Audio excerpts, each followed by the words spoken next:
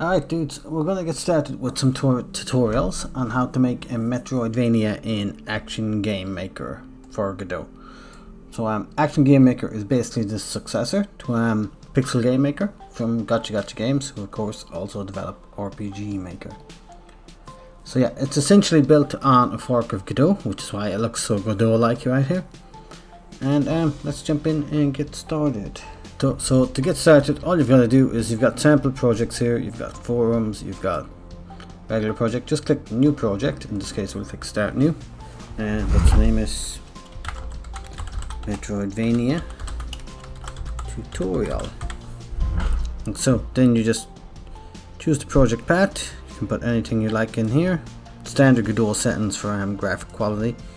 I'm going to pick none for version control, because I'm not keeping this project on GitHub.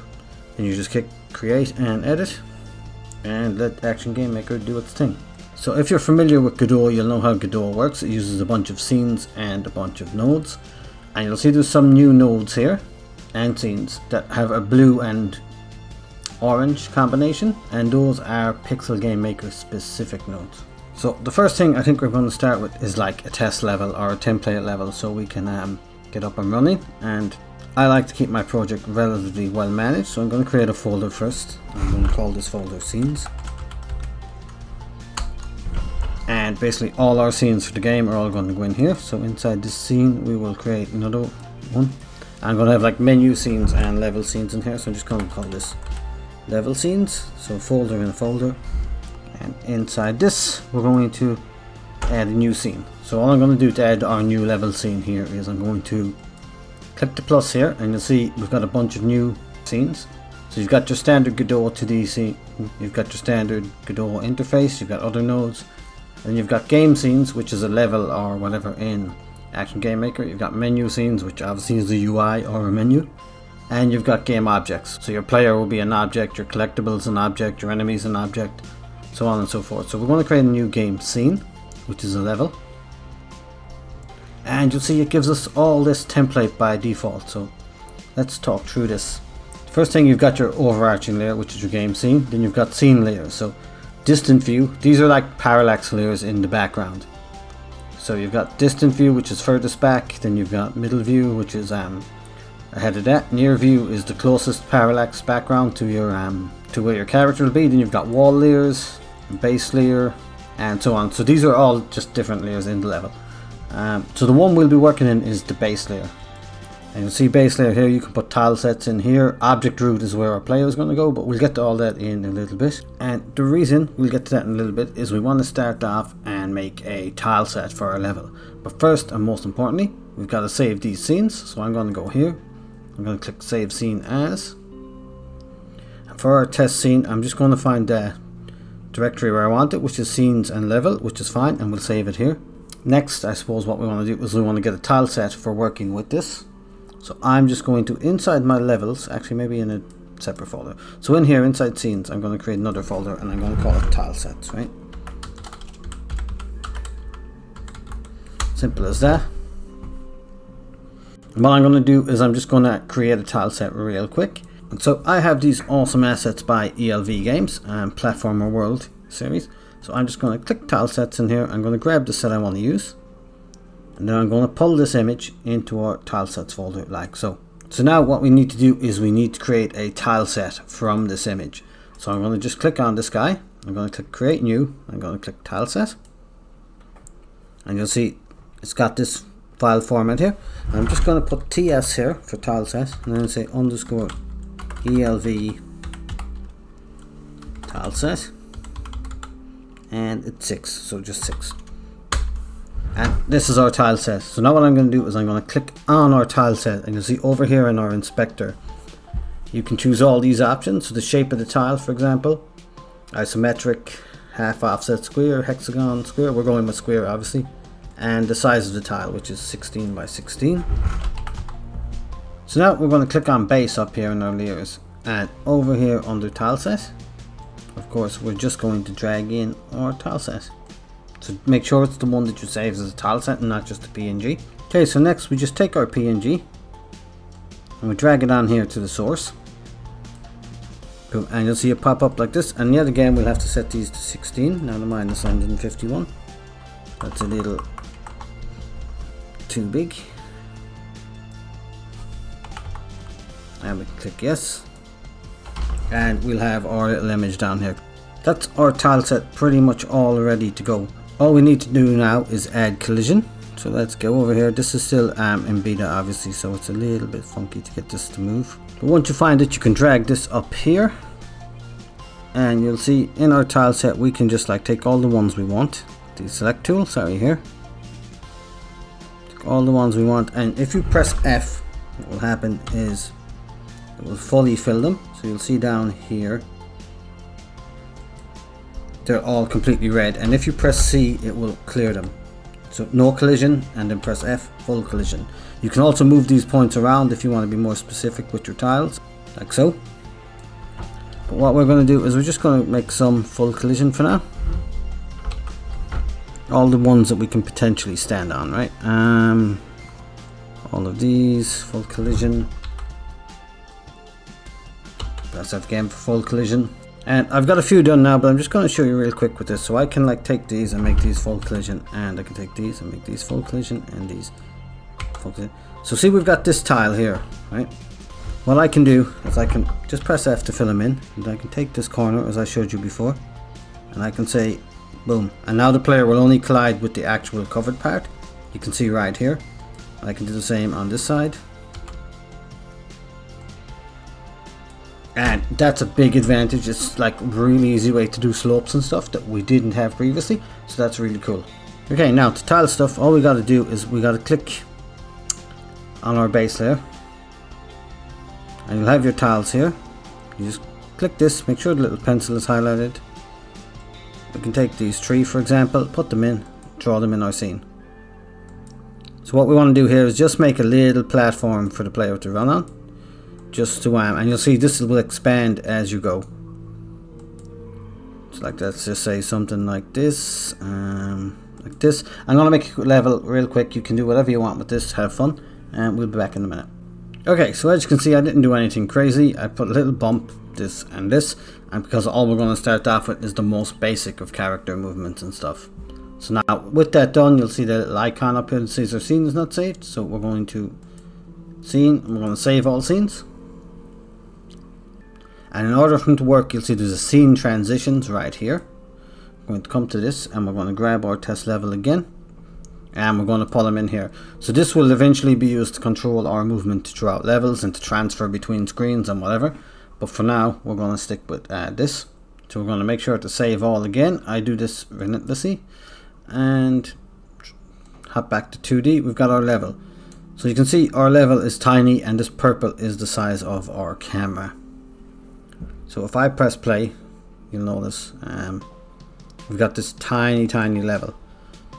So to fix this, what we can do is we can either jump in here to project settings and display, and right here you can pick you've got your default size. So let's say I want a 1280 by 720 default window, and click OK. And then this is like a multiplier, so it says fractional and a number here, but if I pull this up to 4, what you'll see is, let me get 4 right here, everything will be 4 times as big. So like, it's up to yourself to decide the settings you want.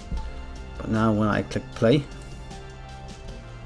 you'll see we're way more zoomed in, and you can set your camera based on that. For now, I'm not going to do anything too crazy, but in my scene again, I can click my camera, I can click the size, there's a max zoom here, I can use this to zoom in.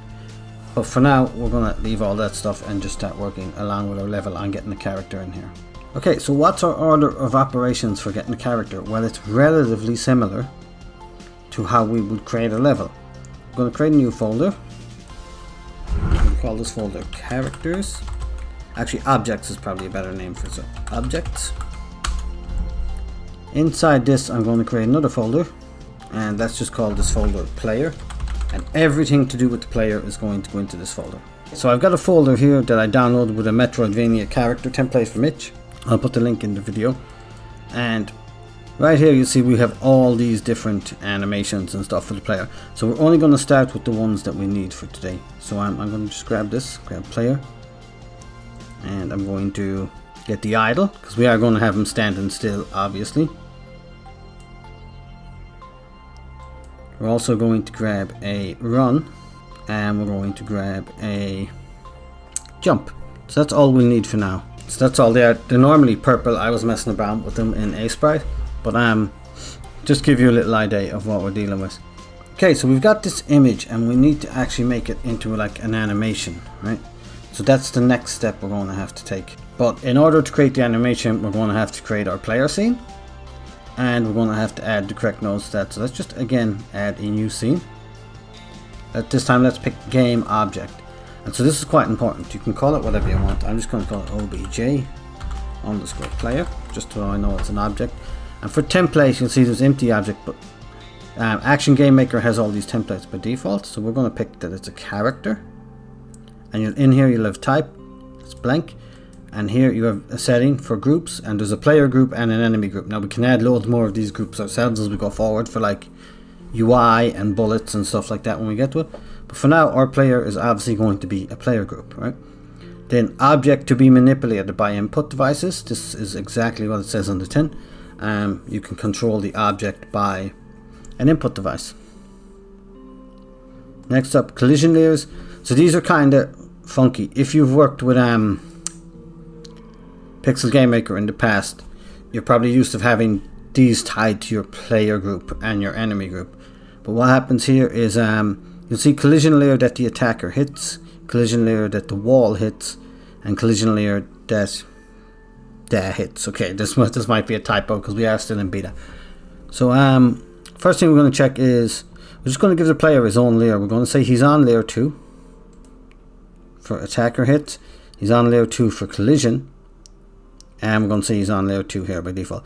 And then over here in the mask, these are the layers that the player can interact with. So all our tiles are going to be on layer 1, and our enemies are going to be on layer 3. So let's say he can interact with 1, 2, and 3. So this is the layer I'm on. These are the other layers I can interact with. And I just click create. Boom. And you'll see we have our unsaved object now. It's an object_player. It's got a collision shape. It's got base settings, move, variable, and switch stuff by default. So now the first thing we're going to want to do to this is we're going to want to get some animations in here, as I said, and this is a little bit tricky. But the first thing you're going to add is a default Godot node, and it's called Sprite2D.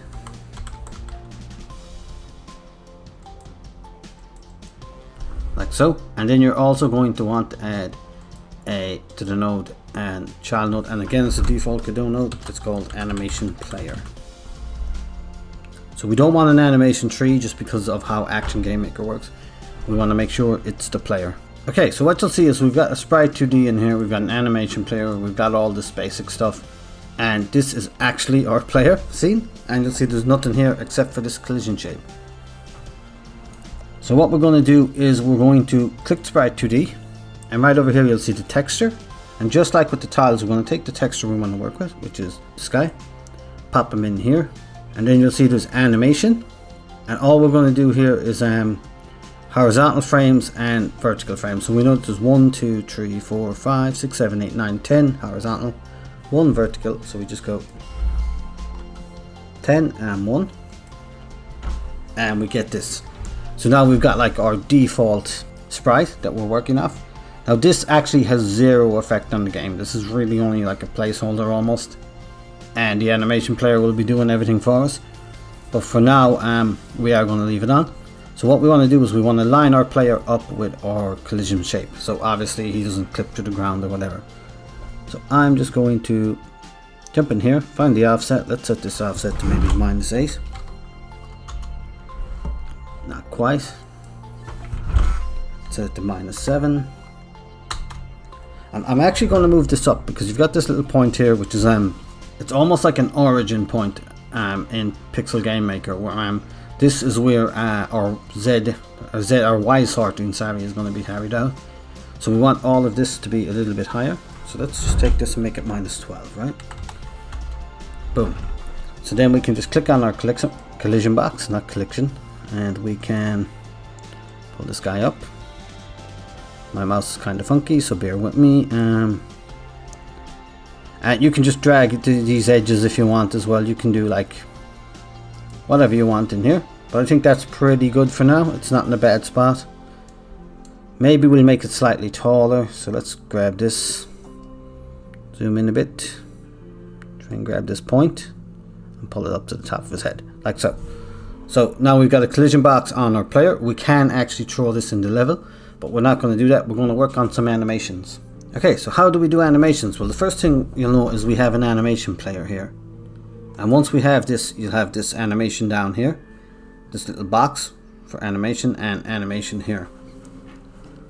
So what we're going to do is we're going to create an animation. We're just going to click animation and we're going to click new. And this animation we have is called idle.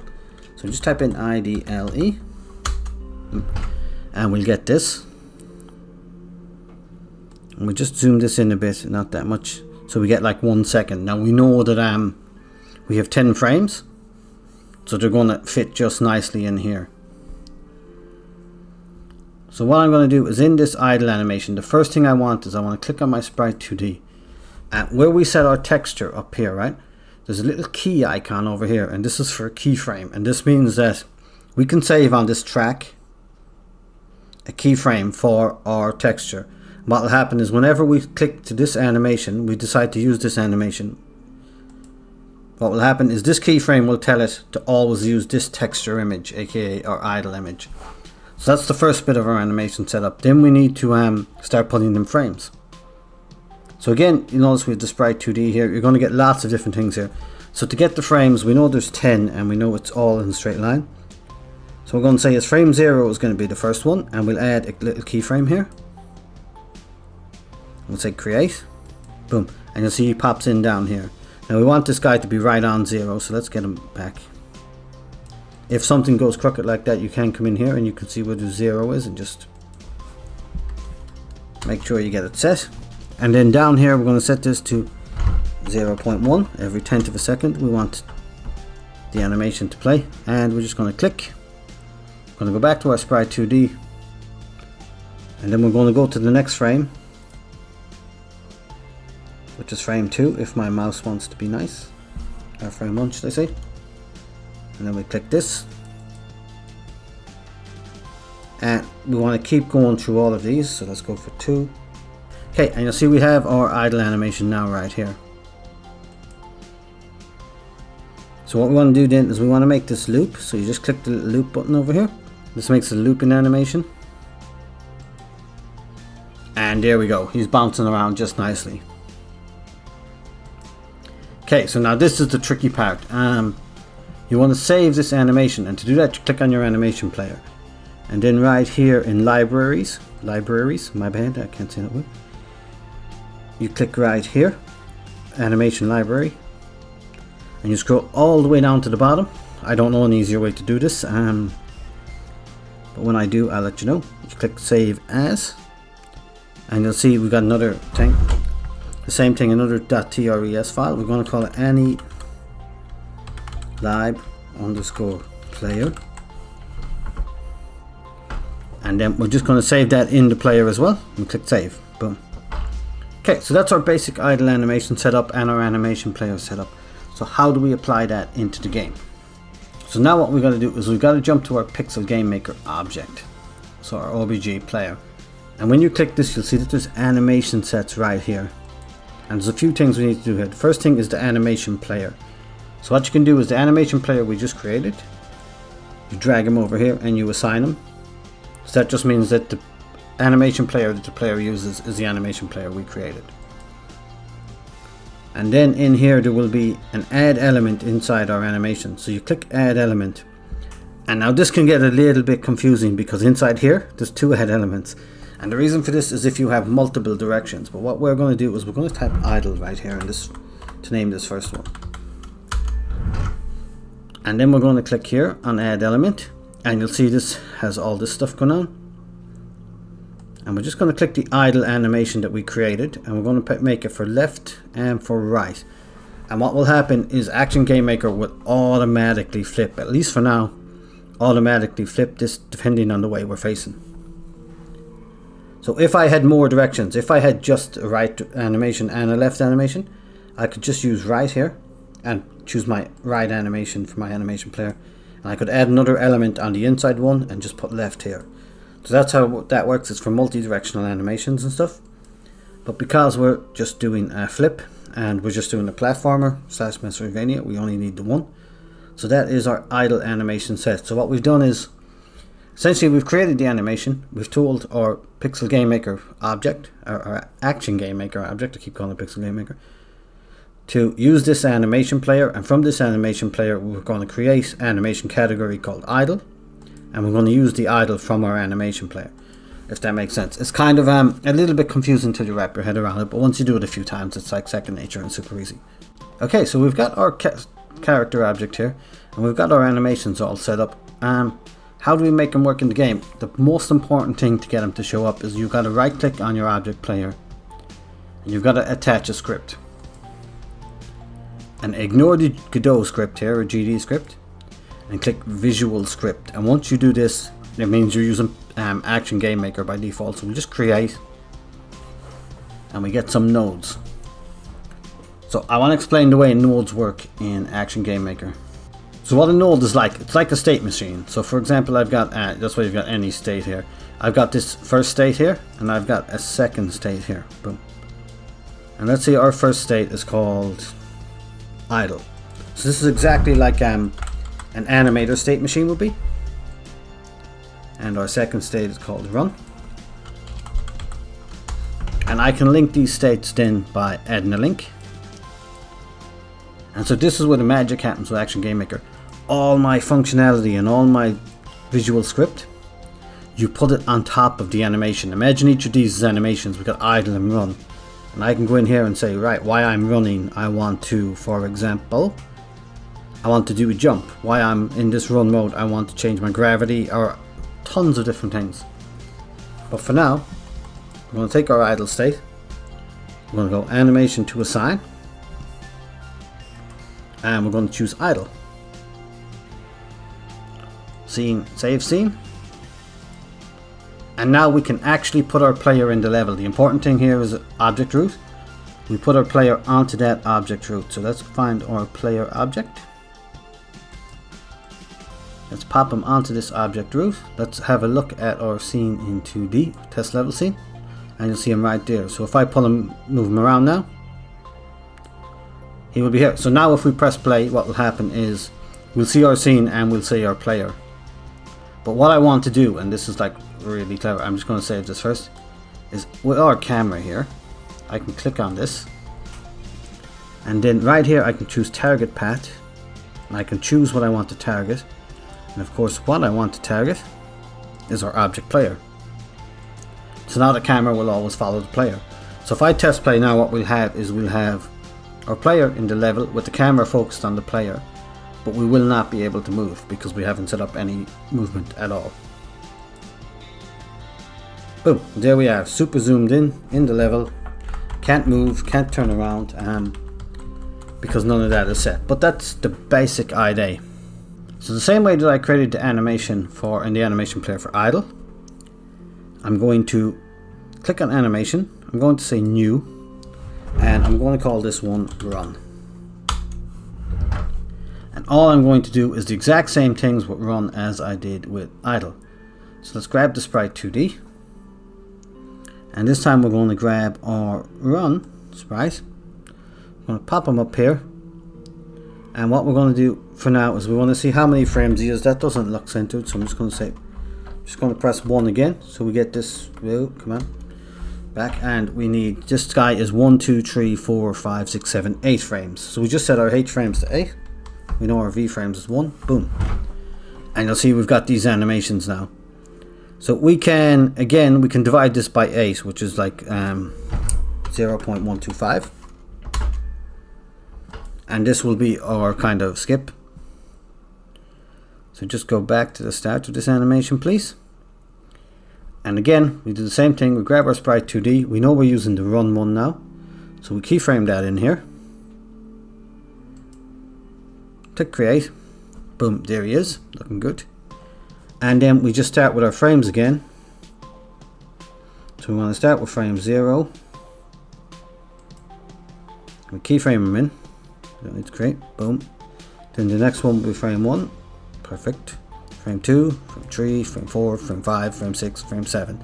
So now we set this to loop. And you'll see we have a nice little run animation. Maybe needs to be a bit quicker, but you get the idea. Hey dudes, me from the future. So I made a bit of a boo-boo. And that was when we are keyframing in the animations here, you also have to key in the number of horizontal frames, or your animation will start to overlap. So for example, with H frames here on our jump, which is coming soon, I've got it set to 6 frames. With H frames on our idle, I've got it set to 10 frames, and with H frames on our run, I've got it set to 8 frames. So just be aware of that. Make sure you keyframe that in as well. You just do it here in your sprite, and right here you'll see H frames, and just keyframe that the same way you keyframe anything else by double pressing on the little key icon here. Okay, so now we can just save all the scenes. We don't actually need to create the animation player again. So we can save this, and now if we go back up into our player, you see here in our animations, if we click the second one here, make sure not to click the top one because that's for separate directions. And they could really do with updating that to what you call, and we'll just put run in here as our animation name. You can call it move, you can call it whatever you want. This is just how our visual script will read it. And then in here we'll add our run animation. We'll go left and right. And so now we have a second animation. So what I can do is once I create controls, I can actually switch the animations as I press the button. So what we're going to do here is just going to create a couple of quick controls. So project settings. Right here you'll see input map. This is like a super convenient way to do inputs. Let's say I want to create an input called left move, okay? For moving left. Let's call it move left just to be clear. Move _ left. Keep it nice and neat. I click add. And in here in move left I can click whatever I want to control it, whether that's joypad, whether that's mouse buttons, keyboard buttons. I'm just going to click joypad axis, and I'm going to say move the left stick to the left, which is 0, and click OK. Then I'm creating another action. I'm going to call it move _ right. I'm going to add that. And of course this is going to be done super simply by clicking joypad axis again, if my mouse will do what I want. And this time we're going to click move that to the right. Boom. 2 inputs created, and we're good. So now what we want to do is we want to go back into our player script. So you can just click script here. Given it's the only script we have, we could probably click it here. And what we're going to say is this is already on idle. So we're going to say we want to add an action here. We want that action to be our run. We're going to add a link, and we're going to do this super simple for now. We will polish this up and make it a bit better. What we're going to say is we got a priority here, which is obviously the bigger number takes priority when something is done, but this doesn't matter when there's only one condition. The next is conditions for switching actions. This is named a little bit funky, but you have satisfies any, which is like an any or an or condition, right? Or is probably the best way to think of it. Satisfies all is, does it satisfy all conditions? Finished animation is if the animation is finished. Obviously this is a looping animation, so it never finishes. Unconditional means it always changes. So I'm going to say if you satisfy all. Then I'm going to say was input. And you see this input data popped up here. And I've got an array here. So I open this array and I add an element. I say I want to add a new input condition. And I click on my input condition and I say if the registered key move left is being pressed, that's fine. But we also want to check for right, so I'll add another element, another input condition, click them again if the registered key move right is being pressed. But what you'll see down here is this condition is an and, so that means if left and right is being pressed. So we just change that to or, and that's where it gets confusing. I said satisfy all conditions up here, but obviously I'm using or in here. So what all conditions up here means is like was input, and again these are kind of hard to tell apart, but there's like special conditions down here, and we obviously don't want to use any of those right now. So basically what we're saying is if we move left or right, we press left or right, we want to switch from our idle pose to our run. We have to assign this animation. I forgot that. Or move, sorry. Boom. So I'm going to save the scene. But now what happens when I go and I play my game? We're in the movement animation, but you'll notice we're not actually moving on the screen. So let's fix that. So to fix that, we're going to go to move and jump settings, which is an action game maker node for the engine. And what we're going to say is left move assigned to our left move button we created, right move assigned to our right move button we created. If you were using 8 directions, you'd set up and down as well, but we're not. So, and then you've got a bunch of settings that you can just, I'll quickly go through them. So there is accelerated movement you can turn on if you want. I don't want it. There is slopes. We won't be using them. There's diagonal move, which is only for 8 directions. We don't need that. Move around within dots. This is something we'll get to in a bit, whereas especially if the player gets stuck on a tile corner or something like that, we will deal with that in a bit. And then there's left movement speed. We'll say 300. And there is right up down movement speed, which we can set to 300.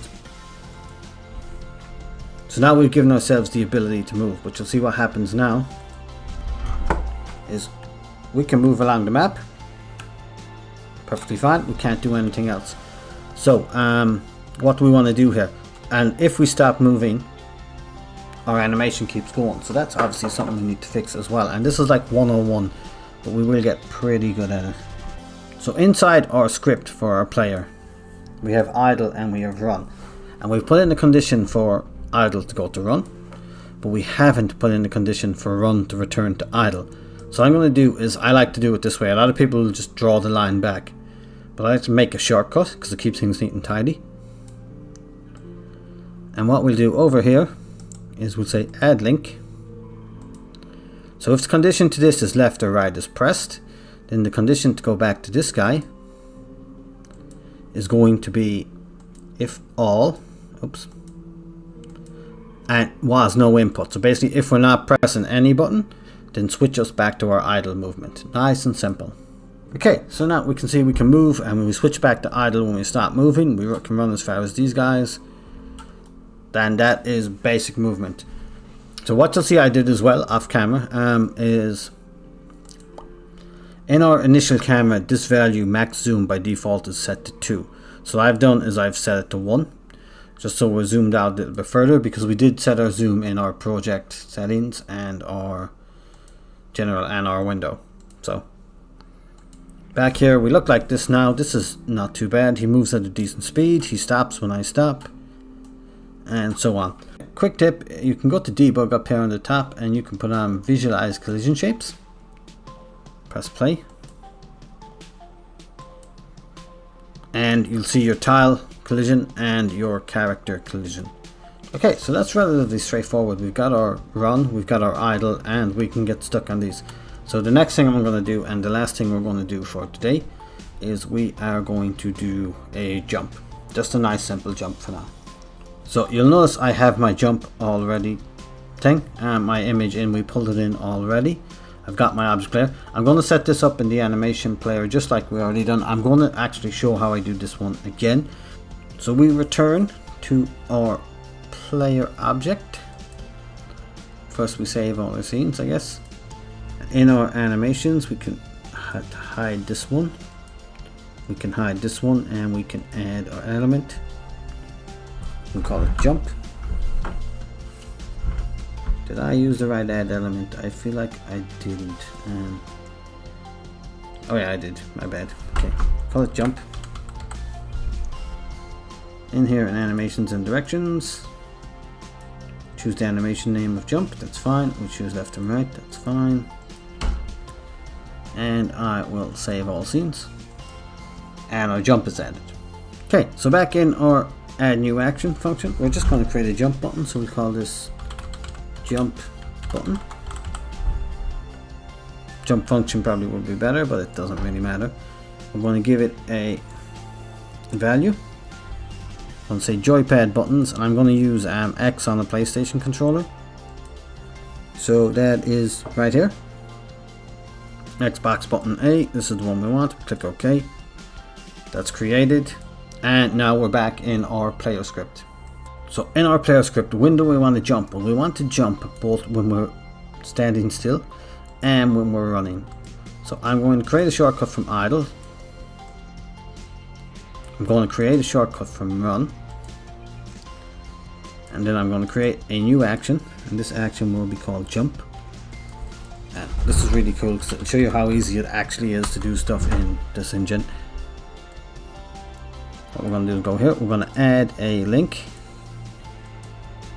Same as we've always done, if it satisfies all, was input. But what we're going to do is we're going to change this up a little bit. We're going to say add the element to our input, new input. This is all what we've done already.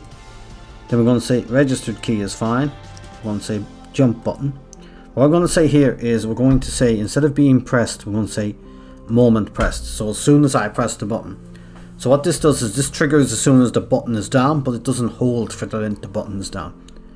You see there's an acceptable frame count here. And what this does is, let's say I'm in the air and I press the jump button. This acceptable frame count will, if I pressed whatever this is set to, if this is set to 10, like this, if I press the jump button within 10 seconds of, or 10 frames of touching the ground, this will allow me to bounce back up again. So my jump will trigger. So this is like almost like a forgiveness on your inputs, and it's something you absolutely want. So we're going to take that, and we're going to copy this guy, and we're going to paste him here so we can jump from or run. And that means we can go into the jump, but how do we get out of the jump, right? So there's a couple of things we want to do here. When we're in the jump, what are we going to do? That's the first thing we should do. And we're going to go to our action settings, and what we're going to say is this is a jump, make us jump, right? How high will we jump? Well, let's look and see. In our move and jump settings, if we scroll right down here, you'll see that there is gravity and a jump speed. Jump speed is pretty much the velocity that we take off at, and gravity is how quick we get pulled to the ground. The default is 501, and if I test that and I press jump, we're jumping way too high. Now I can't jump again because I don't come out of jump. So what I'm going to do is I'm going to just have a bit of fun with these settings till I get something I like. Now a setting I like with the sprite is 350 by 1.25 rather. And what that will do is it will allow me to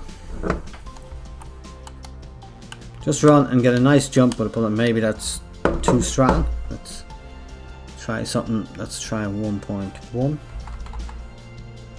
and 400. Maybe it was 450 I used by standard, but and then we run over and we jump. Yeah, we've got a nice height on our jump now. Okay. So then back in our object player, we know that our jump has a nice height. We can go to our script. And right here we need to choose the animation, obviously. So right here we say make us jump. Use our jump animation. We can turn down gravity if we want to jump faster, but I'm not going to do that. And there's lots of other things we can do. So for now, what I'm going to do is I'm just going to put in a shortcut back to idle. And again, keep everything nice and simple in a nice straight line. And I'm going to say, I'm going to add a link here. And we're going to use a condition this time, a condition we haven't used so far. We've only been using buttons and not buttons. I'm going to say satisfies all. And in my condition, if I can click on it, come on. We're going to look in other conditions and open that array. And we're going to add a resource. And for now, what we're going to say is wall contact of other object, right? Or is there, no, sorry. Tile contact is what we want. We don't have other objects now. And we're going to say the bottom. So basically, if the bottom of us touches a tile, then we want to go from jump back to idle. Now we will be fancying up this jump the next day, but this should just give you an ID. So now I click scene, and I click save all scenes. Sorry, and I press play, and now we'll have a jump. So now we can run, and we can jump, and the jump will end when we hit a tile. So as soon as we land on a tile with our down direction, our jump ends, we go back to idle and we can run again. So